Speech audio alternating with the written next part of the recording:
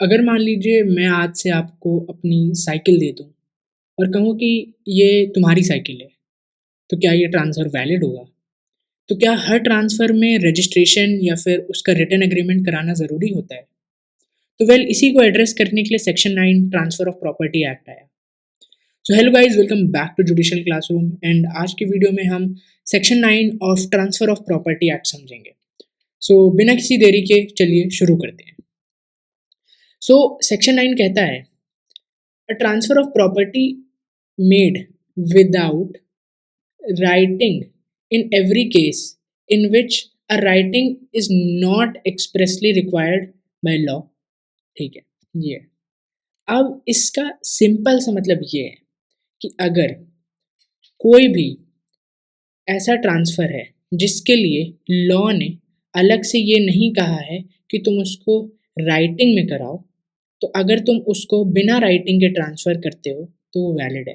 तो जैसे मैंने आपको बताया था, ए ने अपनी जो साइकिल है वो बी को दे दी, ठीक है। अब this is a movable property, जो कि सी है, जो कि साइकिल है, वो एक मूवेबल प्रॉपर्टी है, ठीक है।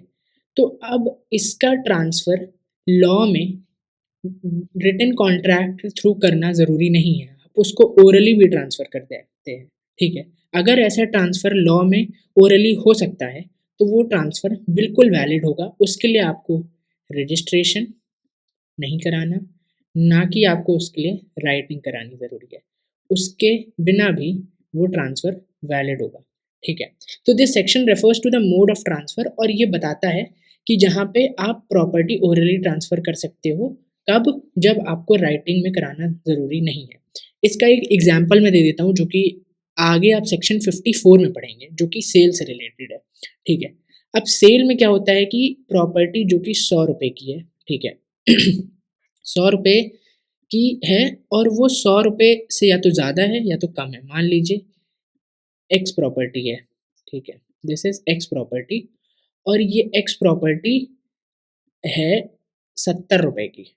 मतलब एक पीस ऑफ लैंड है जो कि 70 रुपए का। अब आप सोचेंगे 70 रुपए की ज़मीन कहाँ मिलती है? ठीक है, वो एक अलग चीज़ है जो कि हम आगे वाली वीडियो में समझेंगे। मान लीजिए प्रॉपर्टी 70 रुपए की है, तो उस सेक्शन में ये दे रखा है कि अगर एक प्रॉपर्टी 70 रुपए से कम है, सेक्शन 54 में 70 रुपए से कम है, तो आप उसका ट्रांसफ़र ओरली भी कर सकते हैं, रिटन में कराना ज़रूरी नहीं है। तो अगर मान लीजिए ए और बी के बीच में ट्रांसफ़र होता है कि ये जो 70 रुपए की प्रॉपर्टी है ये आज से तुम्हारी हुई, ठीक है, बिना किसी रिटन एग्रीमेंट के, ठीक है, बिना किसी रजिस्ट्रेशन के, तो ये जो ट्रांसफ़र है ये वैलिड ट्रांसफ़र होगा और ये बिल्कुल सही होगा। ये ज़रूरी नहीं दे रखा है लॉ में कि अगर 100 रुपए से कम है तो उसके लिए रजिस्ट्रेशन और रिटन एग्रीमेंट करना ज़रूरी है।